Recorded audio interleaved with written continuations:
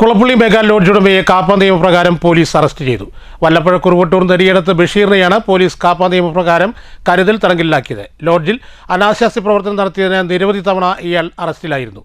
ഇതിന്റെ പശ്ചാത്തലത്തിലാണ് ഇയാൾക്കെതിരെ കാപ്പ നിയമം ചുമത്തണമെന്ന് പോലീസ് നിർദ്ദേശിച്ചത്. 6 മാസത്തേക്കാണ് കരുതൽ തടങ്കൽ. ലോഡ്ജിൽ അനാശാസ്യ പ്രവർത്തനം നടത്തിയതിന് നിരവധി തവണ ഇയാൾ അറസ്റ്റിലായിരുന്നു. ഇതിന്റെ പശ്ചാത്തലത്തിലാണ് ഇയാൾക്കെതിരെ കാപ്പ നിയമം ചുമത്തണമെന്ന് പോലീസ് നിർദ്ദേശിച്ചത്. ഈ കാര്യം പരിഗണിച്ചായിരുന്നു ഇയാളെ കരുതൽ തടങ്കലിലാക്കാൻ ഉത്തരവിട്ടത്. 6 മാസത്തേക്കാണ് ഇയാളെ കരുതൽ തടങ്കലിലാക്കുക.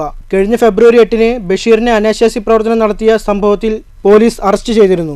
അന്ന് 3 പട്ടാമ്പി സ്വദേശികളും 1 കുളപ്പള്ളി സ്വദേശിയും വെസ്റ്റ് ബംഗാൾ, അസം, ബാംഗ്ലൂർ, ചെന്നൈ, ആലുവ, കല്ലടിക്കോട് സ്വദേശികളായ 8 യുവതികളെയും പോലീസ് കസ്റ്റഡിയിലെടുത്തിരുന്നു.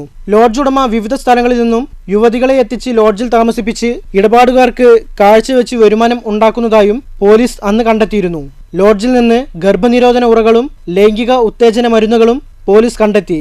ഇതുൾപ്പെടെയുള്ള കേസുകൾ പരിഗണിച്ചാണ് ബഷീറിനെ കരുതൽ തടങ്കലിൽ ആക്കിയതെന്ന് ഇൻസ്പെക്ടർ വിഷ്ണു പറഞ്ഞു. News centre, Shoranur.